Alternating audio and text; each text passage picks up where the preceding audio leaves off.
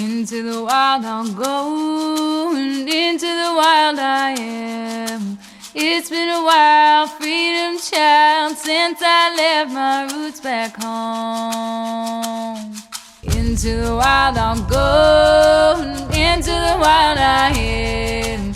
It's been a while, freedom child, since I left my roots back home. Welcome to the Free Birth Society podcast. This is a radical space for women who are ready to celebrate their autonomous choices in birth, motherhood, and beyond.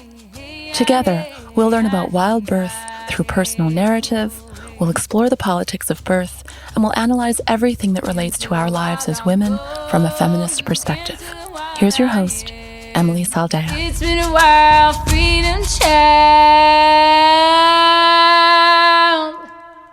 since I left my roots back home. And we're back, women. Season 8. Wow. How fun, how exciting. And I can honestly say I have the best season yet coming up for you this year. It is an absolute joy to share these power stories with you year after year, and it's consistently mind-blowing to watch the ripple effect this podcast and our work at FBS is doing for the elevation of our world's consciousness. You know, I started this podcast to create a living archive of women birthing in power so that we didn't further lose our way. I wanted this podcast to serve as a lighthouse for us all to find our way home to ourselves and to our power. Before this podcast, I couldn't find anyone sharing free birth stories outside of very small private Facebook groups. No one identified yet as a radical birth keeper or a sovereign midwife. No one's Instagrams were critiquing medical midwifery or talking about birth work outside of the system. Now, I meet women everywhere who are planning free births, talking about sovereign birth, walking the walk, because it's just become a normal part of their communities and social media environments. There's so many free birth podcasts now. Women have built entire successful careers after graduating from our programs in sovereign birth work and coaching. I mean, a lot has changed in just 7 years. I truly didn't anticipate the level of resonance and inspiration this podcast has brought into the world, and I can't wait to see what we can make happen in another 7 years. So, on that note, why don't I give you some big, exciting updates? Oh gosh, okay, where do I even start? I'm publishing a book. It's going to be a collection of free birth stories. So overdue. My aim is to have it published before the holiday season because, it's the perfect gift to give any woman in your life, of course. I'm really pumped about it. And of course, a massive thank you to all of you who submitted your beautiful stories. We were really overwhelmed by the amount of submissions we received, and I can't even scroll through them without crying because, wow, this is just so big. Okay, the worldwide free birth study. It is well underway. We are almost done designing it, and I'm getting a major crash course in an entire world of academia that I previously knew nothing about. Thankfully, I'm partnered with a brilliant professor in England who I just adore, and she is bringing it. Our goal is to have the study available to you, for you, all to participate in the very early part of the new year. Okay, that's not all. Drum roll, please, because this is really big. We are finally ready to intake professionals to list their sovereign services in our directory. That's right, we're going public. The Match Your Birth directory is here. We'll spend the next 2 months or so inviting any and all sovereign birth professionals to come create listings so that you can find the clients of your dreams. If you offer sovereign pregnancy and birth education, coaching or attendance, postpartum support, conscious conception, fertility, cycle coaching that supports women outside of the medical system, then this is the place to get found. If you offer birth trauma integration coaching for women wanting to unpack their births and find healing, then this is the network for you to join. If you're a graduate of any of our schools, you get to be listed for free. And if you aren't a graduate, then don't worry. There's just a small fee to join to get you vetted and listed. So after we intake for a couple of months, then we're going to open it up to the public. And for all of you women out there seeking holistic sovereign coaching from wise women, for those of you hoping to get connected to a radical birth keeper, for those of you ready to sit with a sister and tell your birth story, to be heard and supported, the Matcha Birth Directory is the place to network and find women in your local area. That's what this directory is all about. Just drop your zip code or city in and find your wise women. So cool, right? This work doesn't need to be underground anymore. We need to network, to collaborate, and to get findable. So go to matribirthdirectory.com. That's MATRI birthdirectory.com if you're a professional wanting to list your services. Or if you're a woman wanting to find wise women in your area, you can go ahead and drop your name on the wait list and be the first to hear when we open to the public. All right, what else? We have some big changes on the table with Matriarch Rising Festival that my team and I are simply giddy about. I've had a lot of clarity since last year about what event I want to make and how to make it happen. So we'll be giving all of the updates to the MRF mailing list. Everyone on that list gets dibs on tickets first and all of our add-ons. So check the show notes and make sure that you have dropped your email on that list in particular if you're interested in being a part of the greatest women's gathering on earth. It is the summer camp for the grown-ass woman, and it will be the best part of your year, I can say confidently. I'm still smiling from this past summer's gathering, and I can't wait to do it with you all again. I also want to give just a big old shout out for the success of our first year introducing the Matcha Birth Midwifery Institute. We just closed enrollment with a whopping 75 students ready to do their big work and learn who they are in this incredible birth liberation movement that has taken the world by storm. One last quick thing, we are going to be opening doors again to the Lighthouse, Free Birth Society's amazing private membership. We're going to open September 15th until the 21st. But here's the thing, we only open doors to the waitlist. So drop your name on the waitlist in the show notes below and consider come joining us in our inner circle behind vetted walls. It is the greatest women's gathering space on the internet, hands down. A massive thank you to my team at Free Birth Society. I'm so proud of what we're doing together and so grateful for each and every one of you. I take my role at the forefront of this movement very seriously and with great humility. I love working hard for this cause. Thank you for being on this journey with me, for your interest, your curiosity, and your courage. I know we are stronger together, and I remain deeply inspired by both the women who come on this show and the listeners who are so greatly impacted. All right, get ready for season 8. It is so good.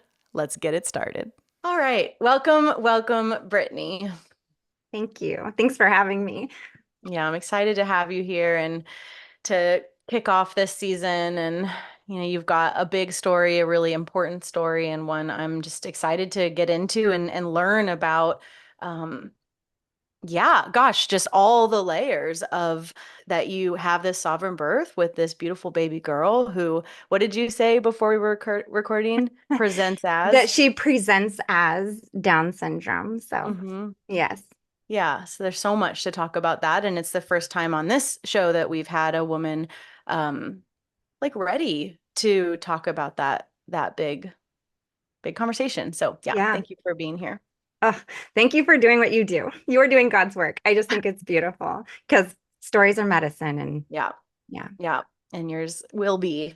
So you've got 4 kids. Yep. All different ages. You're out on the West Coast. That's about all I know. So just give us an introduction to who you are and kind of help us frame who you are as you move into this recent birth. Okay. So I am Britni and I live in Longview, Washington, and I have 4 children. My oldest is my stepson and he's 26. And then my girls are 21 and 16.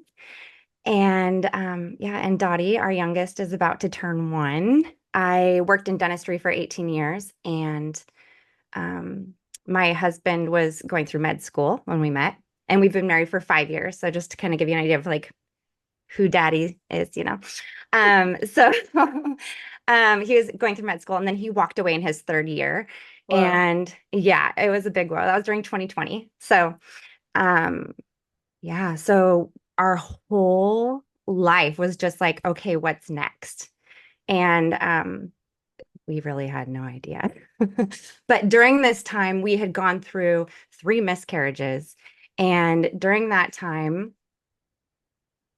I was still seeking the medical system for all that support. And so that was really interesting. So that kind of brings us to, where we started making decisions outside of the system. Well, what might you want to share about your first two births? And this is sounding like it was with a different man. And Hmm. what was your initiation into motherhood like in relationship to the medical system? Oh, yeah. Okay, so I've been carrying a lot of shame around this piece of my life, and I just recently started sharing, like saying it out loud. And some people might think that's silly, but some might resonate with it. All my girls are from 3 different dads. So my first marriage is where Dylan came from, my 21-year-old. And I was in a very, very abusive relationship. Mm. And her birth was the most horrific, traumatic birth. Um, and I've heard a lot of people say, well, if you have a drug-free birth or you have a vaginal birth, then you should just feel like ecstatic about it. Like that should just be a beautiful birth. Like how amazing is that? But it was literally the most traumatic. Um, Here's the funny part is I knew better. I was 19 years old even. I was really young. But I know that I knew to listen to my body even at 19 years old and over 21 years ago. Because I was in labor at home and I labored through the night all by myself, labored through the day. And I knew I was so close. I knew I was so close. I knew where I was at. I got into different positions. This is before there was social media and, really the internet to search for like how this works. And, back then nobody was teaching you anything about um, physiological birth at all. Like it was, you go to the doctor, you do what they tell you to do. And so that was my experience with that was I went through labor at home and I just knew like that I was safe there. Mm. Um, I ended up calling my dad, not my husband, for a lot you can imagine. Wait, was And the husband not there? he was not there. He went to work. And I didn't tell him in the middle of the night that I was in labor because I Okay. didn't want him to know. And so I called my dad because my dad is always there. I'm one of those lucky girls that have the best dad in the world. And I called my dad and he came and got me and he drove me to the hospital. And he's like, are we going to call and tell, And I was like, no, I don't want him to know. Anyways, they ended up calling him and I had Dylan like, I don't know, an hour and a half later. And he ended up getting kicked out of the birthing room. The father. Yeah, because he was coaching me. Ew. Yeah, it it was awful. It's horrific actually to even think back. But it's so sad to think because I was literally trying to crawl out of my own skin. There's not another time in my life where I can remember being so terrified. And Hmm. like he made me feel terrified Yeah. alone. Like I thought that was the most terrifying thing was him at that point in my life. And then Yeah. here I was trying to like literally crawl out of my own skin and off that bed. Hmm. Yeah, so that birth was, as you can imagine, just terrifying and horrific. And So um, was it terrifying and horrific because of the presence of that guy? no, in fact, I knew it was the situation. Like I didn't know, but I knew, I could feel that wasn't the place I was supposed to be. But back then, I Yeah. didn't know any different. I didn't know any better. So I was just doing what I was supposed to do. Hmm. And yeah, I mean, even though it was drug free, and I knew that's what I wanted going into it, I was advocating for myself, obviously, and being difficult. And uh, it, it was just being in that room. I mean, I could remember the smell. I could remember just the nurses, the way they were talking to me like I was being difficult. My doctor that I had known for a long time, but he was acting like I was being difficult. And I remember him saying he was going to give me an episiotomy. And back then I like knew what one was because I did my own research, but I was like, I knew I didn't want that too. And so I remember being like, no, no, no. I got an episiotomy because her head was so big. It was way too big. So, um, yeah, so that was my first baby. I think a lot about it's almost so obvious. It's such an obvious correlation that it's almost like hard to see, but the correlation of our as a sex, our female, let me find the right word here, familiarity with abuse. Yes. Hmm. And That you don't it's see it like, for what it is. or like, okay, that, and also just like, it's just totally accepted, right? Hmm.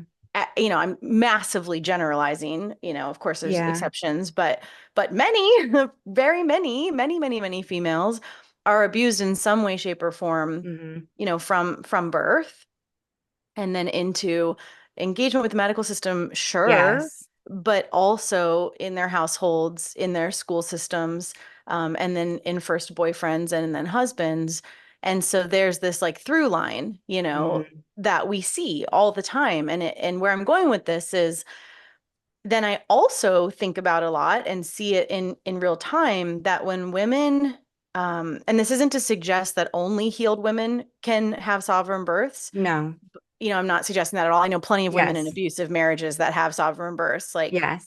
it's everything is possible. But the point I'm trying to make is there is something that happens in a woman who has done her work and who has matured and who has learned how to own herself that she is no longer available for abuse. Yes. And Hmm. there's one track, many tracks that lead to sovereign birth. I'm not saying this is the only one, but there is a track I'm very aware of. Yes. And I would put myself in that track probably. I've been in a really, really hardcore abusive relationship in the past, and something has changed in me and in many women that I see that it's not even on the table anymore. Like they're not Yeah. available for it. And so Yes. therefore the possibility of going into the system is like, it is no longer interesting. It's no longer attractive. There's no kind of like zing to it. Like it's complete. Yeah. Do you know what I Yeah. mean? I do know what you mean. That's well said. Yeah. Your Hmm. story just makes me think of that because it's like, most women go to the hospital and most women have a familiarity with being abused. Yeah. Sounds No. like yours was perhaps quite targeted or whatever, but you know what I mean, Yeah. right? You get what I'm saying? I absolutely, I know exactly what you mean, and that is spot on. There is so much truth to that. And in fact, working as I support women in birth now, that I do see that Yeah. 100%. Yeah. So not only in my own experience, but in other women's experience, I see that. Yeah. Hmm. Right. What is the adage? Like we birth how we live. Yeah. Uh-huh. Right. There's a lot of truth to that. Yeah. Yeah. So that's a really intense initiation at 19. Yeah. And then what happens? Well, I end up leaving him, obviously, which was rough. It was scared to stay, scared to go kind of a Yeah. situation. I know women can be familiar with that one. Mm-hmm. Um, and then I ended up remarrying, and my second husband, we co-parent very well. He raised Dylan as well, and my birth with him. He's so sweet. But I wanted to have a home birth. I knew then, and here that's even 16 years ago.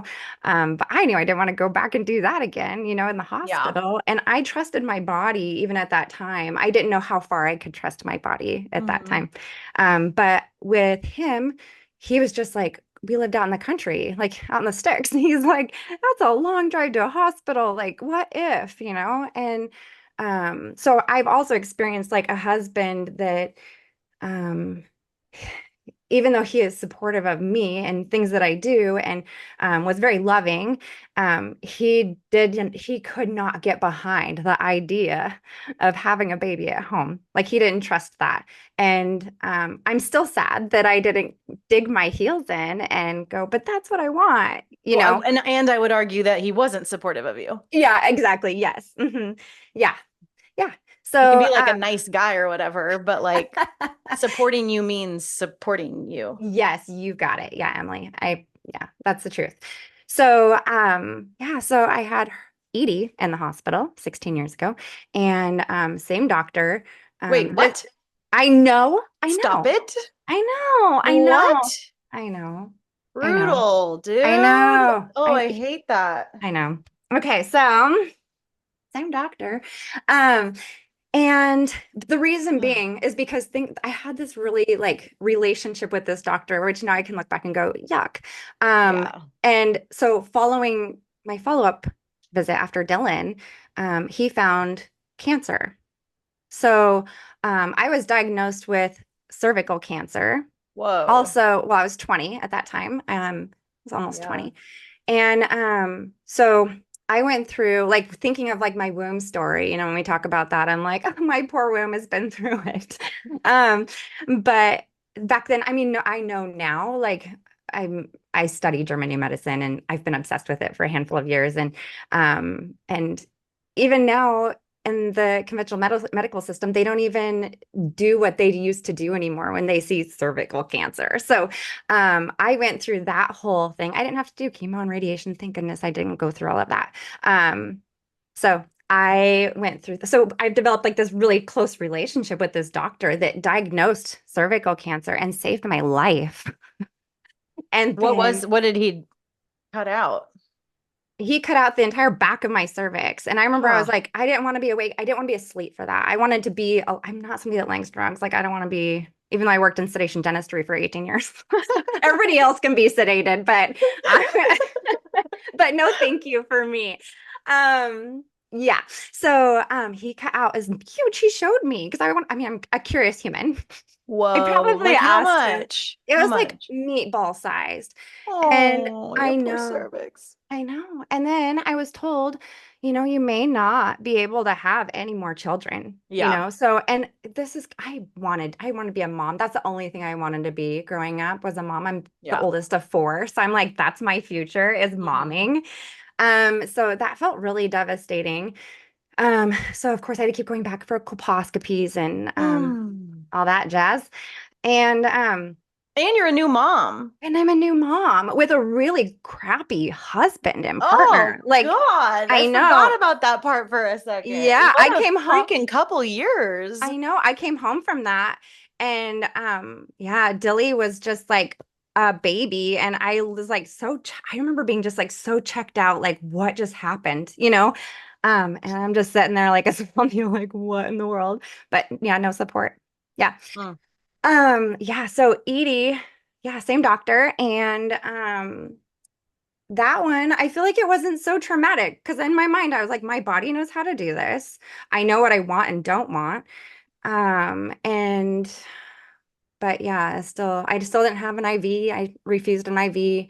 Um, but even So then, was like, he really insane about like prenatal cervical exams and stuff? oh yes, Gross. yeah, yeah, I had all the exams. Yeah, all the ultrasounds. Ugh, it just Yeah. makes me so sad to think. Yeah. Um, And like even I'm a researcher, like I love to research and I was doing all the research and there just wasn't a whole lot available back then, Mm-hmm. There wasn't. I'm like, I love this time we're living in. Mm-hmm. There's positives and negatives to all this social media, but it's like women get Obstetrics is just so perverse.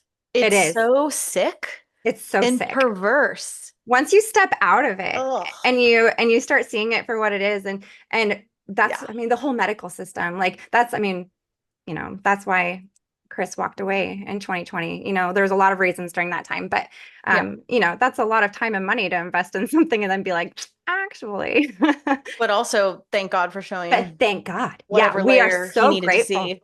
Uh-huh. And we're super grateful to this day. So yeah. So you have that procedure pre-pregnancy with the second, right? Yeah, it was actually 5 years before Edie came. So Oh, they have a big age gap. Okay. yeah, Oh, right, because you left the guy, found a new nice guy. Okay, yeah, got it. I'm yeah. with you now. So then her birth is like a bit better. It's a little bit better, and at the time I was like, that was pretty good because I Mm-hmm. did all my labor again at home, waited Mm-hmm. till it was last minute. Then I woke up my husband and my other kids, and I was like, all right, we're gonna go have a baby. And we got there and I had her within the next hour. So Nice. yeah, Yeah, even pushing that's on how my you do back it. and being told when to push, I still had her pretty quickly. Mm-hmm. And Um, second baby. yeah, yeah, yeah. Okay. So then give us like a quick snapshot of obviously a lot happens again after her birth. Yeah. How is that? And then yeah, when do you leave that marriage and how do you get into your current Yeah. life? Yeah. So, yeah, Kevin and I were married for over 15 years and raised our family together out in the sticks. And it was a beautiful life out there.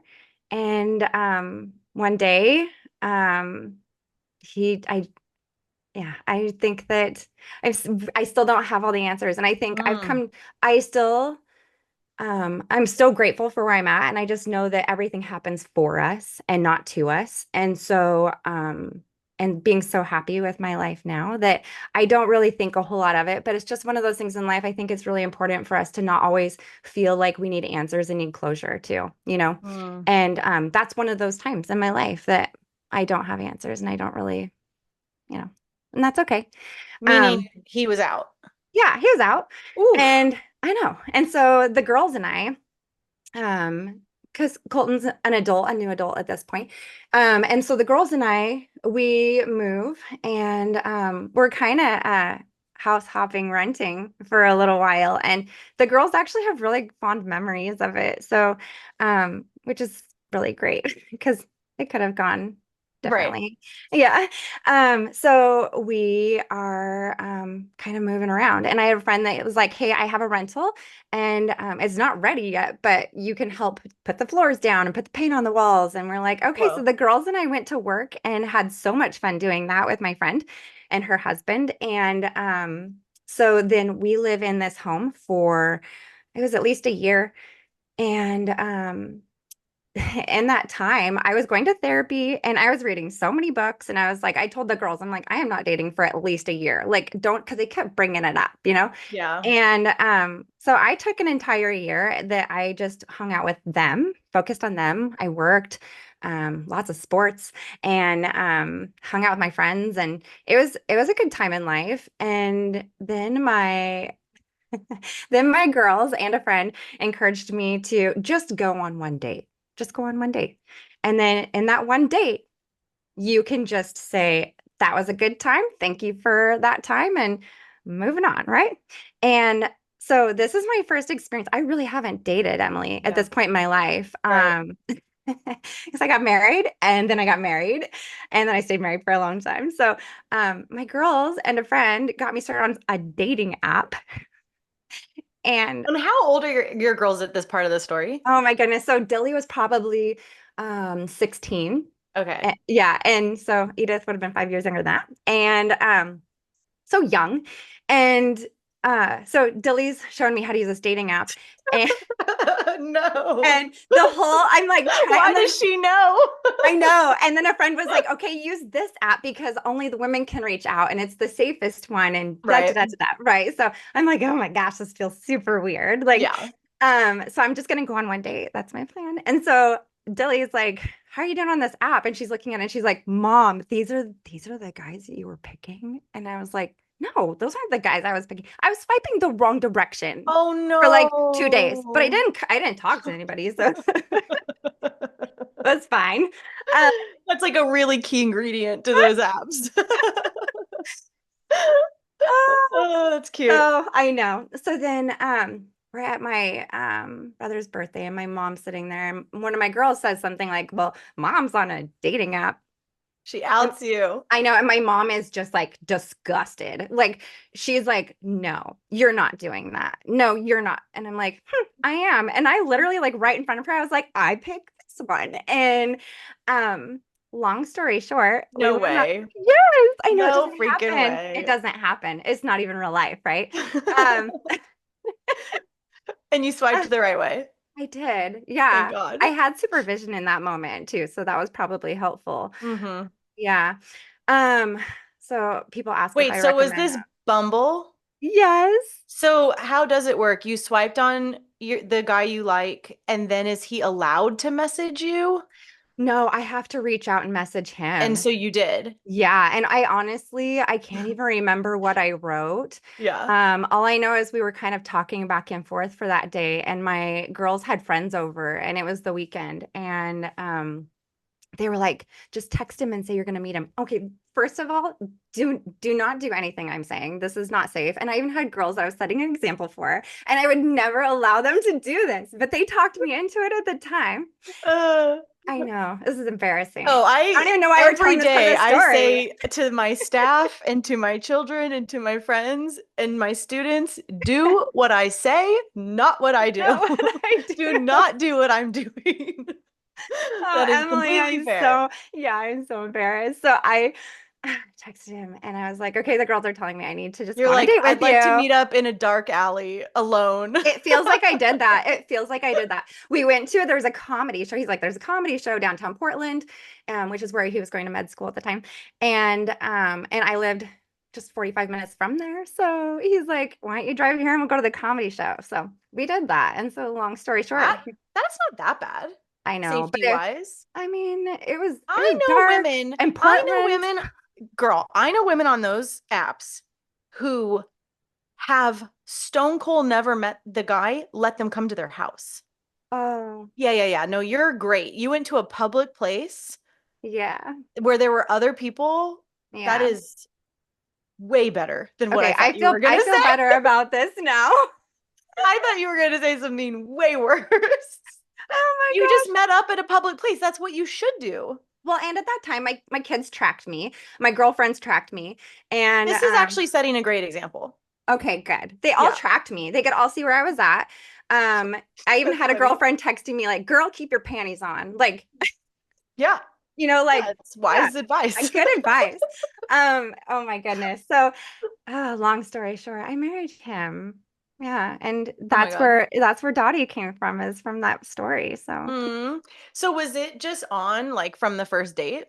oh my goodness. It's so funny because our conversation was so good that whole Mm. night. And then um it's funny because I did end up staying there, which is why I got that text from my friend.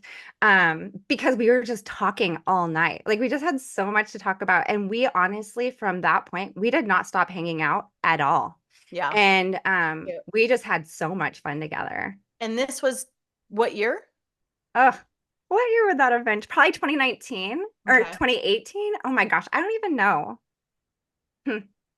Something like that. Mm-hmm. Yeah, Okay. around that And time so frame. then kind of, yeah, bring us through kind of back to what you started all of this off with is then 2020, you guys are really waking up to, Oh, yeah, waking up. Yeah, that's definitely what we were doing, was waking up. And it was like, um, gosh, and I feel like we just continue to wake up, which yeah.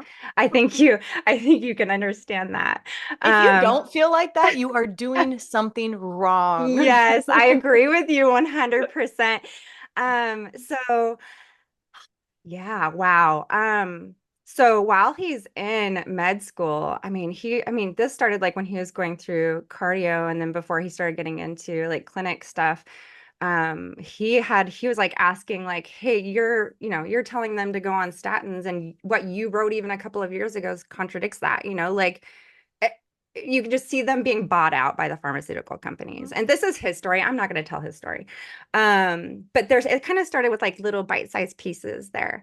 When they started asking him to either get the thing or You can pay and say get it. It's tested. not a bad word. I'm like, I don't You know. can say it. Yeah. Or test all the time and then pay to test all the time. And I mean, it was such a yucky time. Mhm. And he also had other mentors at that time that were giving him really solid advice. Nice. Um, And so, and at that time, I was thinking I was going to lose my job in dentistry, because we were kind of being hit with something similar. And he's in the army. He was in the army. So there's a lot of places in our life where we Mm-hmm. were just like, oh my gosh. And then, wow. And then from that, so there's all those pieces, and then it goes into, um, gosh, just how evil. I mean, how just evil and satanic and gross, um, all of these systems are. All of the systems. And our eyes are open to medical, obviously, the medical systems. And that's why I'm embarrassed to say that I still went and sought support from them, even following some of this stuff, like unraveling at that time. But like I said before, stories are medicine. And I think that my story, when I share those pieces of, like, it feels shameful to be like, I honestly did know better and I still did it. Yeah, Um, but who's not constantly betraying themselves? yeah, you're right. Do you know anyone who's not? I I don't, don't. I don't know. This is a But really I good think point. I think that it for most people it happens in layers. It does. And It's I can not totally a see ours happening in layers like yeah. that, And like I said, it was the medical system, and then it was the government, and then the school system. And this has like been a big shift for us. And we kind of were at a point where, like, 2020, we're getting married in 2020. That's when we got married. And it was a weird time. We're like, okay, I think he's going to walk away from medical school. I think he'd taken a leave at that point. I can't remember. Such a blur. And then we were like, oh, how are we going to support us if I don't have a job? And anyways, that was a real weird time. But with all of that and losing our trust in these systems, and also seeing the systems for what they were, it was a really pivotal point in our life and in our marriage. And we really had times where we just sat in prayer and talking about, like, what do we want the rest of our lives to look like? And knowing, like, both of us, like him in medicine and the army, he has a really good heart. You can just imagine that his heart is for people. And I love people. And we didn't know. We were like, I don't know what the future looks like at this point. But it has turned into a lot of open doors. And like, we're opening an education center, full-time education center in fall. It's one of 50 launching this fall. It's Apogee is what it's called, if people are interested in checking that out. But We so almost just converted our school to Apogee did you? and Oh my just gosh. decided not to. Oh my gosh. So Yeah. cool. Yeah. We should talk about it. Yeah, we will talk about that. And we, for fun, we started finding, like, because he was in naturopathic medical school, he has this love for, like, herbal everything. We've got all these books on herbs. And so we started our little skincare company, and just like a fun passion project. So we do that. And then with all of these things kind of happening, we don't know what the future looks like. Well, let Anyway, me kind of let me reorient you yeah, to please. where I Yeah, want to do go that. next. Okay. So you mentioned that you had a couple of losses Yeah. with him, right? It was in this Yes. marriage. Yeah, I had And three miscarriages. Yeah. so you were wanting and or trying to be pregnant Yeah. and three losses, that's pretty Yeah. significant. And so Yeah. what is there to share about those in how they contributed to um like basically I want to go from there to then your choice to have a sovereign birth. Like tell Yeah. kind of fill in that arc. Yeah. Thank you. So with the three miscarriages, I'm working in dentistry, and kind of funny. My girlfriend that I work with there, we got pregnant at the same time and had miscarriages at the same time. Whoa. Twice in a row we did that. Hmm. I just feel like that's crazy. But it was all during this time of uncertainty, and having a better understanding of GNM and miscarriages. At the time, I was like, oh, it's probably all this radiation, and still, right? I mean, Probably not helping. sure doesn't help. But I mean, I had my other two babies being exposed to that. And lots of women I know work in dentistry, they have babies. So I'm like, part of me's like, nah, that's not it. Is it the water I'm drinking? Is it what's in the water? And I'm sure these are all like contributing. I'm not ruling any of them out even to this day. Um, so yeah, I'm going through all the things like what could it be, trying to figure it out. So here Yeah. I'm just living in more fear. Mm. So the first one, it's like you go and I'm like, oh, we're gonna get the ultrasound. Yeah, sure enough, there's a baby in there. And then it's like, you're like, oh, I lost it, and you're like, what is wrong with me? Um, you go back for the check on the ultrasound. So you're just, how awful is this? I'm like, or I had a miscarriage because I had these really unnecessary surveillance. Mm. Ugh, yuck. Anyways, but I still feel gross about that too. Um, so go back.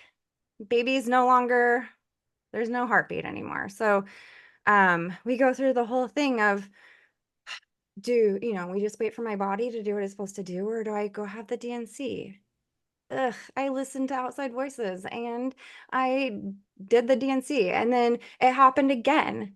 Mm. And I'm like, what's wrong with my body? Right? I'm so mad. Like, what is wrong with my body? Um, and did two DNCs. So, um, yeah, and all the ultrasounds. Yeah. Mhm. Yeah. To confirm that it was alive and then confirm that it wasn't. Um, so yeah, we still have moments where we're mourning those losses, and Yeah.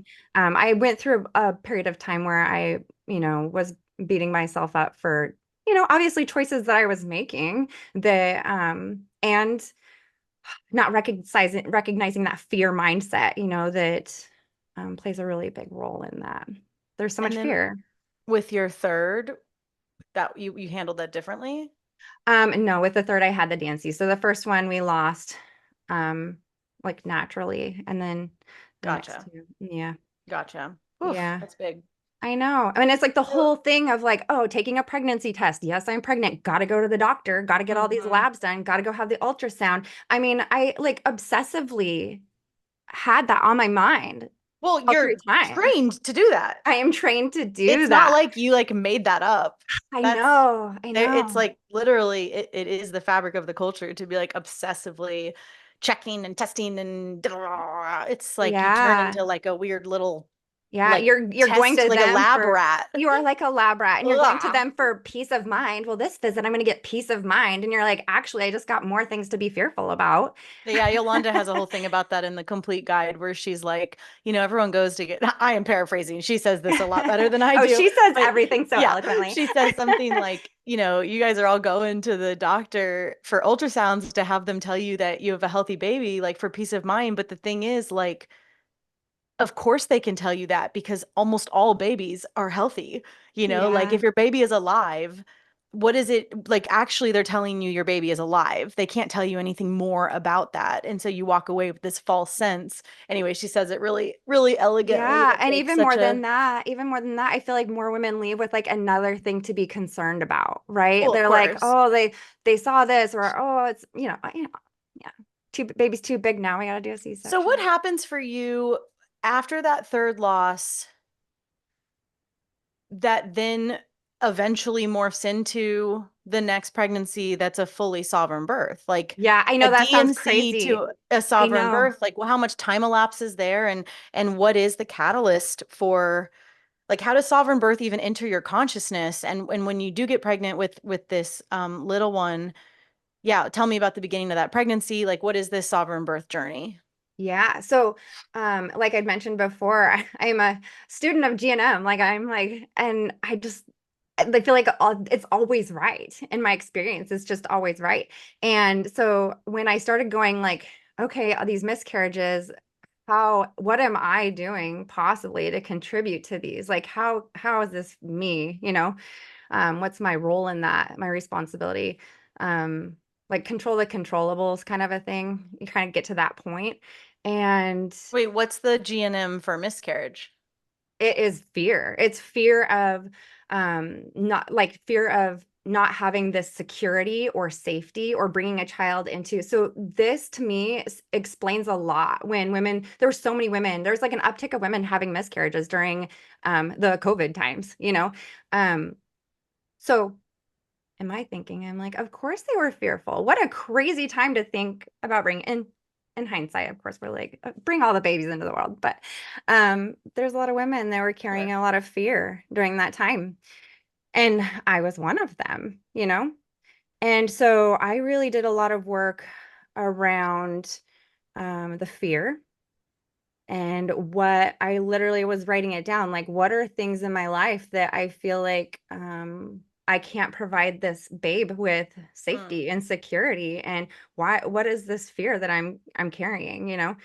So I did a lot of work around that. And I realized that just going to the medical system, just walking through those doors, and of course, like what we'd been through at that point, I was like, what am I doing? And I was like, I had heard of having a pregnancy where you just don't even pee on a stick to find out, you Okay, know, so and you had been I exposed had to been some of these. exposed, like the thought of that at that time. And I was like, that did not sound crazy to me at all at that moment. I was like, everything else I've been doing is literally crazy, Yeah. you know, just because everyone else is doing it.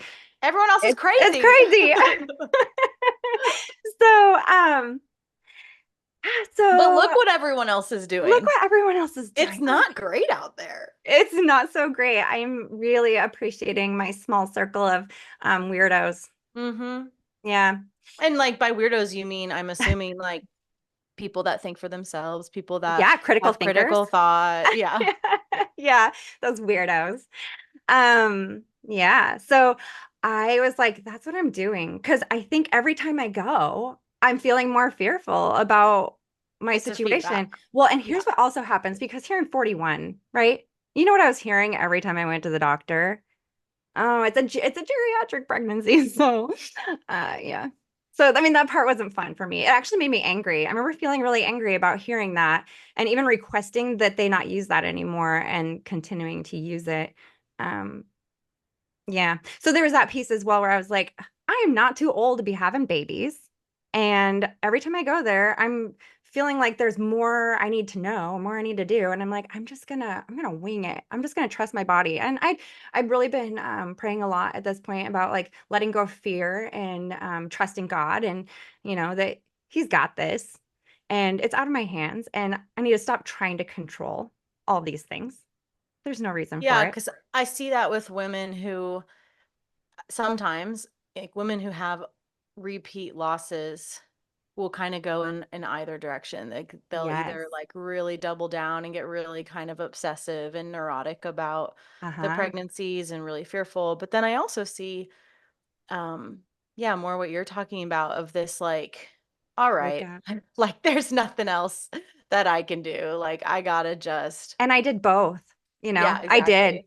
I did go both directions. So, So uh when you at what point in this story are you already pregnant when you decide no, like it do was you have a wild pre-pregnancy. pregnancy? Like Yeah, what's the deal?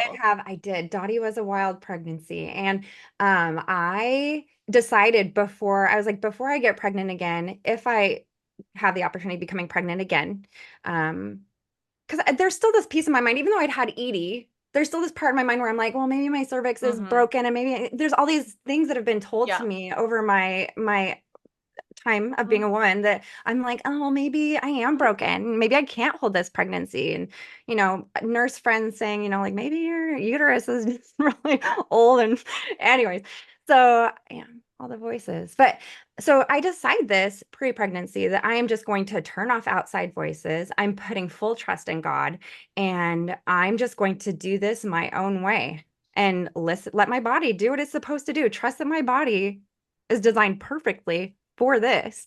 And that's what I did. And there I make that sound kind of magical because and it wasn't. It was the beginning of it, there was still fear would creep up. I can remember it feeling First. creeping up like and just almost obsessively praying over the pregnancy. You know, like so there was like a new obsession almost, but um yeah, I was like I'm not walking through those doors because I know exactly what happens, you know. So I started doing more research, and during this pregnancy is when I started watching on Instagram all of Free Birth Society stuff. And I think so. here's the other piece too, is before I got pregnant, my husband reached out to somebody he'd gone to school with, and they knew somebody that was working outside the system. And that's how we met Jess, my birth keeper. And so we connected, and that was really good support. And um, yeah, that was beautiful. I think I just skipped around again. I'm really good It's at okay. I keep thinking about something that you just said a couple clicks back around. You knew what you were going to get if you went back into the system. And I think it's even like a couple steps beyond that, because you knew what you were going to get, Yeah. but then you also didn't want it. And then you also chose to not have it, right? Yeah. Like those are Yes. important things to, I think, articulate, because you've brought up this kind of theme of, well, I labeled it self-betrayal. I think you'd probably agree, right? Yeah, Like absolutely. It's this idea of self-betrayal. like, it's wrong, Yeah. but you still do it. And Hmm. I'm sure literally everyone listening can relate to that. And I think your story, one of many reasons your story is really important and inspirational, is that we move the needle at the pace we're up for moving the needle, right? Yeah. And Yes. it's not a competition. Like everyone is on a spiritual quest that's going to move their needle at the pace that they are up for. And Yeah. some don't really move it at all. And others are like, damn, you've moved that a lot, you know? Um, Yeah. but so what, you are a culmination of all of your life's choices, not just your first daughter's, it's all of it. And so, yeah, I really see that of like you really looking at the whole what's the right word, knowledge base or exposure, that you now have really come to intimately and really painfully understand about Yeah. the misogyny and disrespect, embedded into the treatment of you in the system. And knowing that you were going to get that, and then actually finally at this point deciding to really own that you didn't want it, right? Because before Yeah. it's like you did know, but you still kind of wanted it in an Yeah. unconscious way, Yeah. and Yes. then you get to this point where you're like, I actually don't want it. And that pivot is so courageous and so important and so inspiring, because most people are fucking asleep and Yeah. they are repeating the same trauma and abuse cycles again and again and again and again and again. And they think they're Hmm. changing it by just switching the doctor, Yeah. or some Yeah. switching the husband's name or whatever it Yeah. is. Yeah. Hmm. Yes, I think, yeah, you're definitely onto something. Those are really big pieces. And I think that, when we make those decisions, sometimes it's out of like, I want change. I think it can be a lot of things, but it's like, I want change. I want different for myself, Yeah. in this life experience. And sometimes they can be changes out of fear. Like I'm afraid to walk through those Sure. doors of the medical system. Um, and sometimes I think there's a piece of me too that was like, enjoyed the mystery, like, and I think that we're supposed to. Now that I've gone through this Yeah, wild for sure. pregnancy, I'm like, It's like a big part wow. of the design. Yeah. Oh, yeah. Because I'm like, I think that was most of the magic, right? It Hmm. was like everything remained a mystery the entire time. And you were left guessing and wondering and imagining, and which Yep. sometimes was kind of weird because there was one Hmm. point where I imagined that my baby didn't have feet because I Hmm. never, with my other pregnancies, I could feel their feet. Hmm. And this one, all I felt was like little, I pictured them being like little peg legs. Hmm. But so sometimes that mystery can get a little weird. But Oh yeah, I would make up that my first baby, I would make up that she didn't have a face, that oh it was because I had like heard of this one midwife that attended a birth that had a baby had Zika or something, and it was like really dark. This story, yeah, I don't need to say it on here, but it was like it was dark, and okay. that was in my consciousness like right when I conceived. And I would make up, it would be my thing I would trip on as Johnny would come home and I'd be like, I'm pretty sure today that she doesn't have a face. And Oh he was no. like, okay. Oh man. Turns out she Yeah. did. Yeah. And turns out Dottie had feet, but Hmm. her feet were floppy though. So that is why I didn't Yeah. feel them because she had little Yes. floppy feet. So Let's get into your birth story. So you meet RBK grad, yeah, awesome, badass chick, she Jess. is. Yeah. Yeah, she's Yeah. awesome. And so she comes into your life and is walking with you, and you're like all for this sovereign birth experience and just like Yeah. take us through whatever else you want to say about your pregnancy and then just go ahead and tell your birth story. Okay.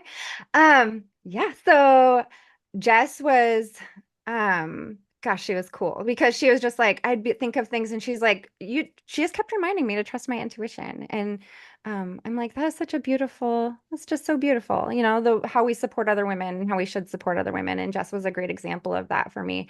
Um She was like, just trust that geriatric intuition of yours. should be so wise at this point in your life. How could you even question? It's like Like it's a wise so old woman. it is like laughable. Like the spectrum, like over here is this satanic cult that's just abusing women and making them feel like shit and treating them like shit and butchering their bodies. Like it's so dark. It is And then so on the dark. other side, we have like sweet badass Jess, who's like, girl, just trust your intuition. I got Yeah. you. You know? Yeah. Yes. God. Yes. Oh, wow. So, yeah, so I mean, I just went through my pregnancy. It was beautiful. I worked through it, and it got increasingly difficult towards the end because I'm on my feet a lot doing what I do or did. And so my feet were super swollen, my legs were swollen, and it was hot because it was July. And Edie was playing over an hour away in a tournament, and my girls, both of them came 1 week late, how they. So I had like my estimated due date that I'd come up with, and I was like, I'm thinking she'll come around this time, and I'm like, that'll be after softball season, so it's perfect. But we still had tournaments. It was really hot, so we came home from that tournament, and I went to the bathroom, and I was like, oh, I think that could be. And that whole tournament, Edie was laughing at me because I literally could not walk, Emilee. I was like, I felt like her head was just right there and I was walking around it. And I was like, wow. And these contractions were just like a little bit more intense. And I was like, huh, I got a few more weeks. Um, but anyway, so that night I was like, oh, that could be my mucus plug. That's possible. So I texted Jess and I was like, hey, just so you know, this could be. She's like, all right, well, keep me posted. That's cool. And then that morning, it was probably like 3 o'clock in the morning, and my contractions, and I thought, man, I just walked a lot. Like I do a lot of, I walked every day anyways, like 4 miles, and then I was like walking at this hot softball tournament.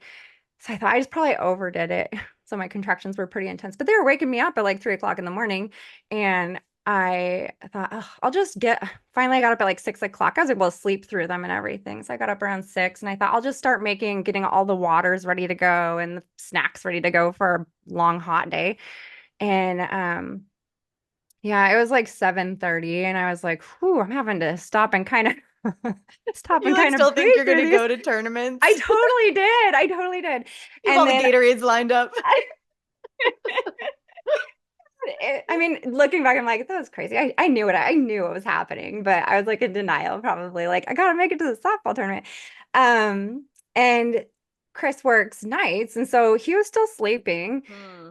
And so it's like 7:30. I'm like, whew, I'm kind of having to stop and breathe through these. And I'm like, who knows? Maybe not. So I'm like, I'll go water all the flowers and like do all the things. And he wakes up at like 10. No, okay. So what happened before that was I knew. I was like, okay, I'm in labor. So I texted Jess, let her know. I also called my ex-husband and I was like, hey, just I think I'm having a baby today. So we got to figure out another way to get Edie to the game. He's like, all right, well, keep me posted. Do I need to bring her there? Like, you know, I was like, no, no, no, it's fine. We'll wing it. So Chris wakes up at like 10, and I'm outside watering, and I'm like, hey, I think we're having a baby today. And like right after I said that, like another contraction came on, and he like watched me through, and he's like, okay.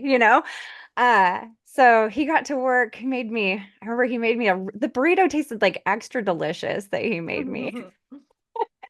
Made me some food, and he got the pool all blown up, and uh yeah, and I bounced around on my little ball, walked around, just did all the things, walking around, kept moving and cleaning and whatever I wanted to do.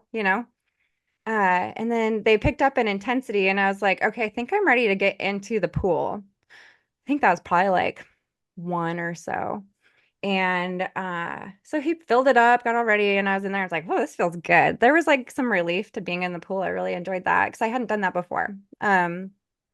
And like in labor, I remember just like laboring, walking around and not thinking of water. Um, so Jess, he's like, "Do you want me to text Jess?" I'm like, "Oh, no, not yet." Because I had a feeling in my mind, I'm like, I know how this goes. Like, I'll be able to tell when it's time. But she was like, "Hey, give me a heads up because it takes over an hour to get there." And that day it took almost 2 hours because of traffic.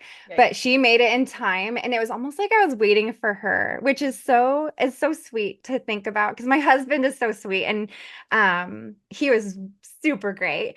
And but just waiting for it was like I was waiting for her and I was going to the bathroom every 30 minutes, like emptying my bladder. I knew that would like speed things up. And then I remember the last time I was like, okay, I'm gonna do this, but I'm gonna wait until Jess gets here because I have a feeling that it's gonna happen Mm. soon, right? I'm like, I want my girlfriend here with me to do this. So yeah, the I remember thinking, okay, she got there and she quietly just like walked over, got on the couch, opened her book, and um yeah, I remember those contractions really started picking up and I was like, okay, I'm gonna go to the bathroom. And I was thinking to myself, I don't know if I'm gonna be able to make it that walk to the bathroom and back because of where I was at. Um, I went in there, went pee, and Chris followed me in there and was standing there with me. And I went to stand up and I was like, I'm pushing. And he's like, okay. And so I was like, I really wanted to have this baby in the water. And so I'm like, I want to make it in my mind. I want to make it back to this pool. Which isn't, it's like 10 feet. It wasn't very far. So he helps me like it took a while to get to the pool. And I felt like a really small break in my contractions. And I literally like hopped in the pool and I sat there on my back because I was like, I've seen your videos on Free Birth Society, and I want to be one of those women that sees their baby come out. So I wanted to sit down and watch this baby be born. And that's what I wanted. But as quick as I had sat down, my body said, turn, get on your knees. So I like flipped over onto my knees. And I remember looking at Jess. She just sat right there on the floor, super quiet. And she just looked right in my eyes. And I said, I can't do this. And she was like, yeah, you can. And yeah, I just remember locking eyes with her and I pushed. And I remember that ring of fire and just the teeniest, tiniest little tear. Like even in my mind, I could picture how teeny tiny it was. But I pushed really hard and I just reached down and I felt this little furry head. And I was like, oh, the head is out. Like I did it. The head is out. And yeah, as quickly as that happened, another contraction came. And I gave another push. I remember feeling this is so cool to me because this is different than having, even though I had vaginal births before with no drugs, I was on my back and people were Yeah. telling me when to push. Yeah. Right. So, and I'm getting to listen to my body at this point, and I just cannot think of, even in the moment, I was like, this is so cool and so beautiful that I could literally feel her tiny little body rotate. And then I did that last push and she just went out behind me and Chris put her underneath me and gave her to me and it was so beautiful. But Mm. so that was really magical. And Yeah. then it was then I was holding her And and looking. where are your older girls? Oh my gosh, they're at the softball game waiting for an update. I know. I And can't believe they even left. oh, I know. I can't believe they did either because they're both Yeah. asking so many questions. And before they Yeah. were like, Mom, I don't want to be there. Like for most of the pregnancy, I don't want to be there. I can't see you in pain. And I'm like, I really think it would benefit all of us for you to be there. And towards the end, they changed their mind and they kind of wanted to be present. Yeah. And I was like, this could take a couple days. I don't know. Like, I don't want them, just go and do it. So Dilly took Edie to the game in Olympia. And so they're all waiting for, like, they're texting Chris, like, what's mom doing now? And like the whole softball team, Edie has good Aw. memories of them being like, she's here, the baby's Cute. here, like it's cute. But yeah, they missed out on being there, which makes Yeah. me sad. But anyways, uh, so I'm holding my baby and it, like her face presented differently than, like anything I could imagine. And at that time I was like, oh, and she seemed really small, but I was Mm, like, gosh, it's been 16 years since I had a baby. Like maybe they're this small. totally. Um, and I just remember thinking she's just like the baby's beautiful, the baby's healthy. And we are just, it feels like what just happened was just magic. It was beautiful. And so you're just in this like space, right? In fact, at one point Chris said, honey, are you gonna birth the placenta? Like just give it a little tug, like, and I looked at him, I was like, it's only been like 10 minutes. And him and Jess looked at each other and he's like, honey, it's been an hour and a half. You're like, I'm altered, okay? I am in an altered state. And at that moment, I was like, wow, like I literally have zero Yeah. concept of time. Like, oh, it's amazing. And at that time I got on my knees and then with a couple pushes, I just like pushed my placenta. I grabbed it out with one hand and put it in the bowl and it just like hung out and floated with us in the water for a while. Um, yeah, and so not long after that, or actually, I have zero concept of time, so I have Yeah. no idea Who how long knows? after that. Jess and Chris helped me get out of the tub and pack the baby.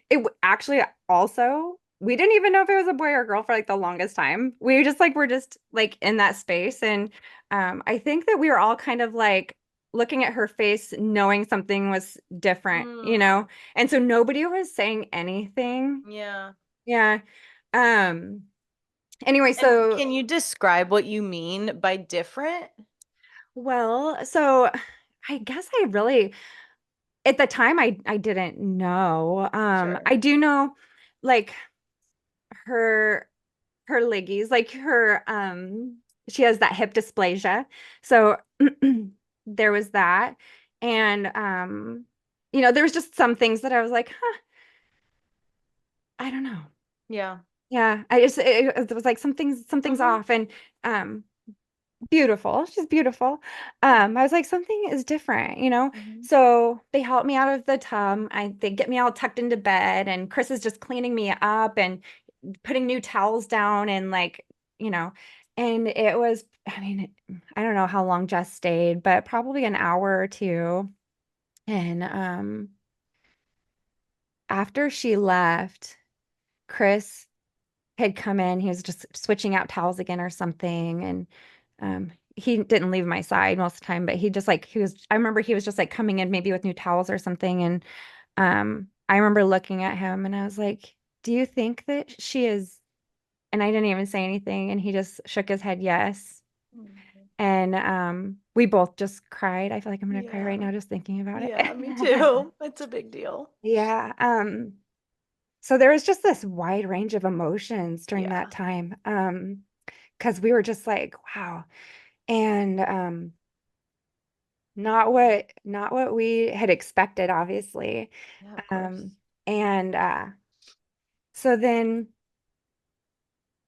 we so then the girls come home after that. And Edie's still in her softball uniform, super dirty, eye black under her eyes. Cute. And they crawl on my bed and they're just like, still the videos and pictures I have are just Mm. like, I will cry again just looking at how hard they're crying because Oh, they've been wanting a baby sister, oh my baby for God. so long because they went through those losses with us. Yeah. And there's just Um, something so special about older kids like that. yeah, That's yeah, just a really sweet age. yes, Yeah. yeah. So, I know you guys don't know my Edie, but everybody knows that what comes out of Edie's mouth is going to be truth. She doesn't have a filter. Um, and we all just like adore that about her. And so we're all on the bed and we've all just been like taking in this moment of everybody just being together, right, on the bed. And Edie looks at her and she goes, huh, her eyes almost look like she's Down syndrome. Hmm.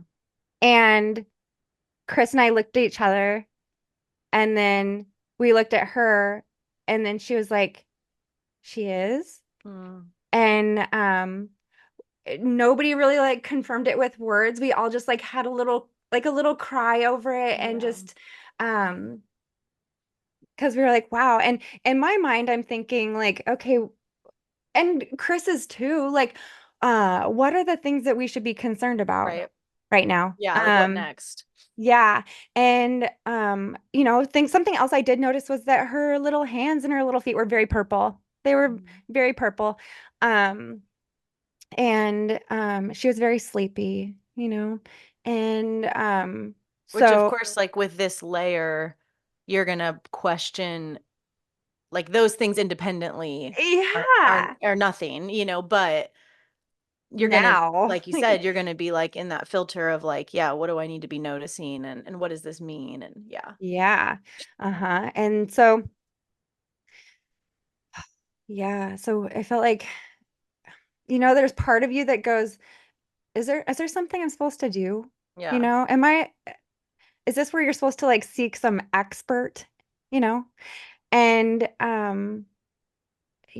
Chris was so supportive too, but he's like, what do you feel? What do you feel like we need to be doing? What do you feel? And I was like, I feel like we just need to be home. Like we need to be here. Like I'm just gonna keep her on my body and I'm just gonna keep trying to feed her because she was too tired to eat. Hmm. Um, and and then of course, you know, we're Googling. It's funny because I know, but it was like we don't know, right? Yeah, he might have gone to med school and but We we need to have Google stop being the place we turn to. but at this time, like Gosh. I don't know anybody that Of has course, of yeah, course. this is a completely foreign situation for me to be in. And I really Totally. wasn't prepared to know like what things are you supposed to look for Of with when a course. baby presents like this? So and then I have friends that are nurses and my cousin, she's like a sister to me that's a nurse. And um of course Mm. I immediately was like, I'm not listening to any more people Yeah. because and I know it was out of like loving concern. I know where their heart was and their intentions. But it was very much like she needs to go have her heart checked. She needs to have her lungs checked. She needs to have, Hmm. it was all these new concerns that Mhm. and I was like, you know what? I feel like she's okay. And I kept thinking like moment to moment, I'll just keep like Mhm. reassessing where are we at, mama baby, like where are we at? Mhm. And so yeah, of course there was like outside voices and fear. I Uh also I'm by no means an expert in this field at all, but I don't understand why it would need to happen soon. Like I could understand the potential of in like looking into that stuff at some yeah. point, but like why in the first week of life? Yeah, I think because they noticed her hands and feet were purple. That's what stands out to me. And because she was so tired. So I think that they had come up with Yeah. um High alert. yeah, Did yeah. she And nurse? yeah, it took her a couple of days to really get the hang of it. Yeah.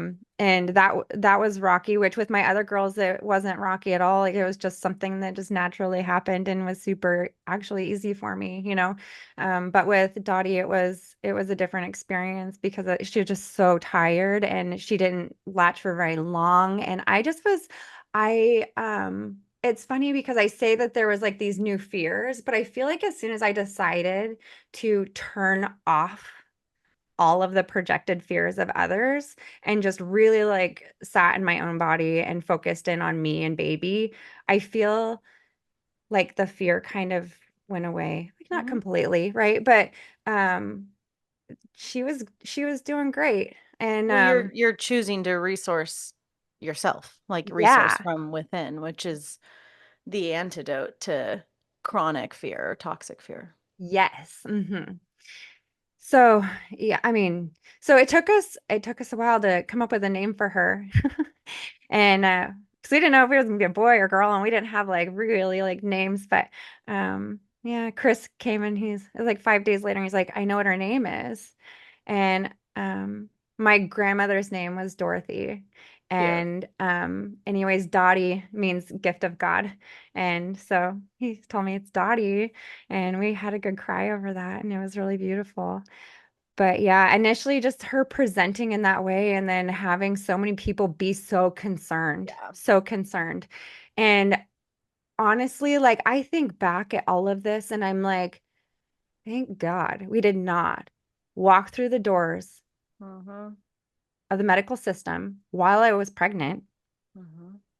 All the tests that would have been done, all of the just the trauma. I can just think of all the I things that mean, would have been done. C-section into NICU, Oh, into insane amounts of oh, ultrasound, exposure. I mean, yes. talk Insane. about taking a sweet little soul that needs perhaps some extra like support, like energetic support or whatever, Yeah. and that would have really hurt her. It would have. Yeah. I mean, I really, and yeah, I just think about like the entire pregnancy and the birth and her entire, this whole first year of life. Like we've not taken her to see any experts. Yeah, so tell me a bit about that before we wrap today. So it's been a year Hmm. and you like what? So you decide to keep her home and kind of close out all the fear mongering Yeah. and you just live life. Yeah. And I had 4 months off with her and I kept thinking like, I'm supposed to go back to work, Mm. and I knew I couldn't leave her. And I did try going back to work for a couple of weeks. And Mm. during this time, actually, because of how amazing Jess was, so this is like the work that you started, Emilee, and the amount of women that you impacted, not just with your podcast and with your social media platforms, but like women to women to women to women. Like, and you know this already, but Jess really inspired me to do that work. Mm. And my experience with her was really an inspiration. And so while I had Dot home and I was home, I I just started looking for a place I could do that kind of work. And so I ended up getting certified as a doula, and I don't work under the certification. But I ended up doing that. And with that, Dottie also wouldn't take a bottle, which what a blessing, right? But I got obsessed with attachment parenting and understanding attachment parenting and thinking about how I parented, 21, 16 years ago. And what I did with those babies is I went back to work. Mm. And so I was obsessed with attachment parenting, and she wouldn't take a bottle. And I was like, this is the kind of work I feel called to do. And so that was a really pivotal time in my life because like literally everything shifted right then. And so Dot's been just solely breastfeeding this whole year, and it'll probably be quite a bit longer because she still doesn't have a single tooth, which is cute. Um, yeah. So is that kind of the question you asked me? Yeah. Just Yeah. wondering like what this last year has looked like and how is she and like yeah, just anything else. Yeah. So how is she? I mean, a lot of people will notice her Sure. and they'll ask like, in what ways is she like delayed? And I will tell you that, and I almost want to credit just her having not gone through everything in pregnancy and everything in that traumatic birth in the system and having Mhm. being excluded from all of that. Um, Protected. yeah, she's been protected. She's been Yeah. so protected, and she's been with me. And that's super important, right? And to her development. And so my sister-in-law had a baby 5 weeks before me. So we've gotten to watch Ozzy and Dottie kind of grow together. And so I don't ever check milestones, or that's not something I check. I don't check how much she weighs. I don't Yeah. do any of that. Yeah, it's weird. It's a little weird. Like she's doing great. She eats good, and she poops, and she's doing all the things. Um, so it's been Well, and kind of also fun. then so what?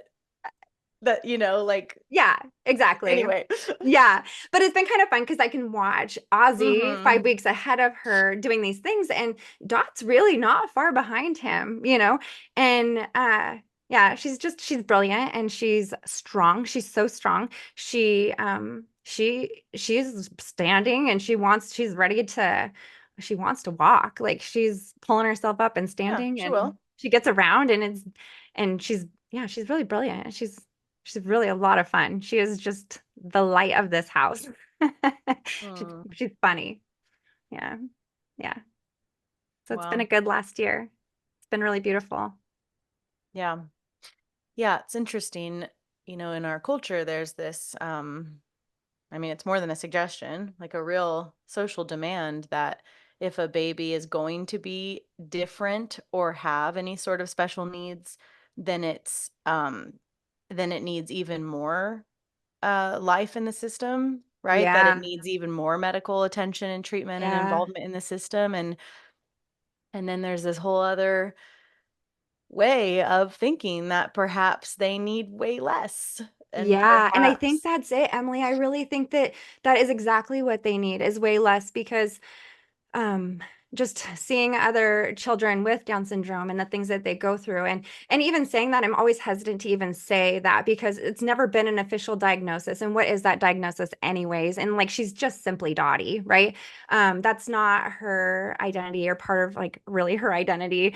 um but it but is, it is, yeah. right? I mean, it's Yeah. going to be, it is, and Yeah. it is because because visually it's fairly obvious is what I'm hearing you say, right? Yeah, yeah, And it must be. I mean, it's funny because the girls are really protective of that and like defensive. Like mhm, people will come up and go, "Oh, what trisomy is she?" You know, it's a and weird they're it's question. kind of, but they're also grandparents of one. Yeah, They of have like this. course. It's like outpouring love of, Yes. right?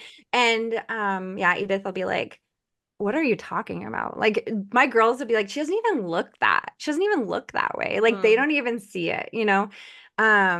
So I'm like, it must be fairly obvious, but also at the same time, our family, right. it's so funny to I me that like understand what it you're might saying. be fairly obvious to other people. And we honestly, day to day, we don't even see it. So I don't know.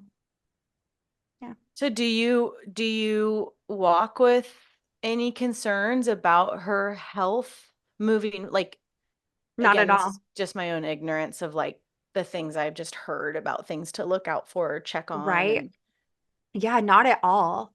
Mm-mm. Yeah, we have zero concerns over her health in her any heart. way.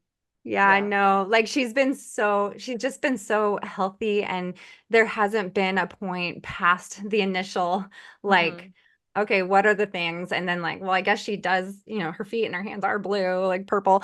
Um, you know, there's like those things initially and then like as I just trusted that I was going to be enough for her. I Hmm. am enough for her. Um, like as soon as like we got past that first little piece, like Yeah. we haven't had a single concern this whole time. She just is I a mean, thriving baby girl. it's a real consciousness shift, because Yeah. the old way is like, yeah, yeah, that's all great, but What there if are my baby certain is? there are certain things Yeah. you cannot see with your eyes that it is responsible to be on the offense about because maybe that could save her life, like da da da. Like we were aware of the Oh, and all other those things crossed my mind consciousness. too, because Of there were so many course. people that felt like I was being irresponsible. And Of I know that course. that's how they Oh, were of course. feeling. But Yeah. my point is that it's actually um it's a different consciousness to what did you say at the beginning of the pregnancy, that you made a fully embodied choice to fully trust God, Yeah. and it's not like that ends when you see that your baby has downs, like in It fact didn't. that's like when it might really even take it to the Yeah. next level. And there's this, I don't know if I'll be able to articulate it as well as I would like to, but there's this real consciousness shift in what I'm hearing you say that is allowing her to be perfect. Hmm. And if you saw her as basically a problem waiting to happen, Yeah. essentially is like essentially what the label is suggesting, right? It is. Yeah. Um, and instead, seeing and actually, choosing to normalize her for exactly as who she is. And I think what people confuse about that is that doesn't mean you're not paying attention, right? Like it Right. doesn't mean that if, in fact, it, arguably means the opposite, that Mm. she's perfect. And if anything, symptomatically, were to present that you felt needed extra help or guidance, like duh, you would figure that out and you would explore that. Would it be the hospital? I don't know. Maybe it would be a medicine woman. Maybe it would be, something else. But Yeah. people really confuse this idea around wild pregnancy and sovereign birth and, mothering outside the system, that it's, neglectful and irresponsible, but also that it's suggestive of ignoring, Hmm. but they can't see from their own consciousness that all their shit's like projection, prophylactic, offensive, Yeah. meddling Yeah. instead of what I feel is far more true, to be, like you said, be enough until proven otherwise. Like, be with the child, be fully in with your baby, with all of your awareness and all of your wholeness, and then see what happens. And from that state, like you've got it, like whatever it Yeah. is, it's so that's like confidence in mothering, which I really see you embody. Yeah. Yeah. Yep. Awesome. Anything else you want to say before we close? No, this is a lot of fun. That Thank you was. for having me. Yeah, Yeah, it thank was great. you. All right, well, you got to take MMI and come to the festival and come hang Yes, out with me. And agreed. On my list, all yeah, of on them. your bucket list. Yes, All for sure. right, thank you so much. Thank you. I hope you enjoyed the show today. You can support this podcast by donating to it through the link in the show notes below. And of course, leaving an awesome review on whatever platform you listen on. The more reviews, the more visibility the show gets. So let's spread the good word of sovereign birth.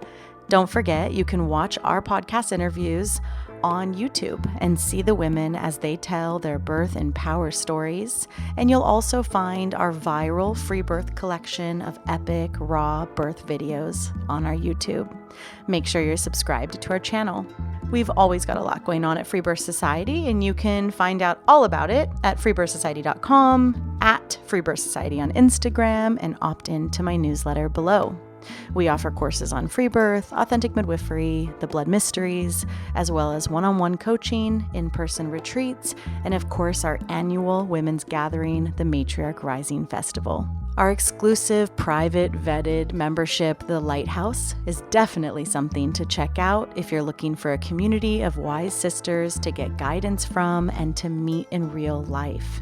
Together we rise, sisters. We must speak our stories, fully claim our lives, and support one another.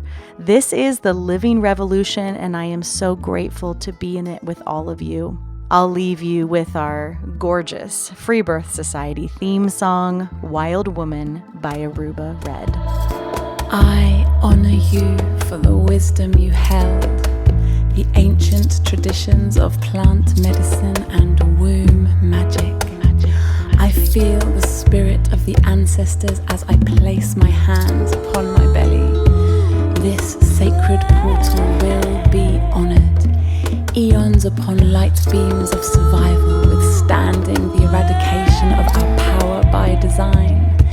I will not allow the separation of our young to be forced upon me. My sisters will no longer birth in captivity.